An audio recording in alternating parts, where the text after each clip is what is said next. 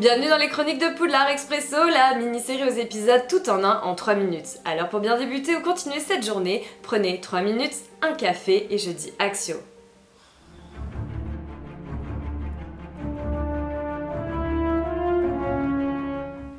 Dans ce 7e épisode en 2 parties, nous verrons non pas une, mais 3 baguettes. Je m'explique. Les 3 baguettes que je vais vous présenter aujourd'hui ne font pas partie de l'Exclusive Design Collection, mais elles ont une importance capitale dans la saga Harry Potter. Regardez. La baguette de Harry Potter, ici présente, est faite en bois de houx et comporte en son cœur une plume de phénix, pour être exact, une plume de Fumsec, le phénix de Dumbledore. Mais Fumsec a également donné l'une de ses plumes à une autre baguette, celle de Lord Voldemort. Les 2 baguettes des 2 pires ennemis sont donc jumelles, impossible pour leur propriétaire donc de se tuer.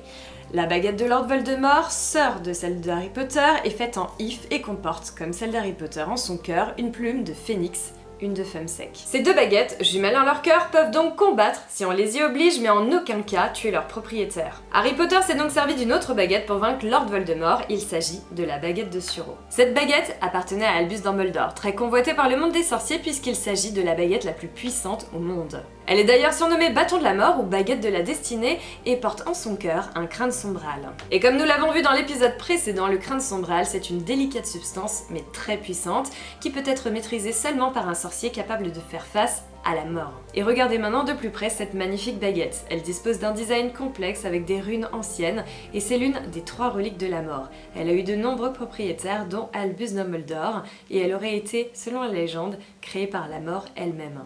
C'est déjà la fin de cette vidéo et si vous avez aimé, mettez un pouce bleu, abonnez-vous à la chaîne. De nouveaux épisodes arrivent très bientôt dans les chroniques du Poudlard Expresso.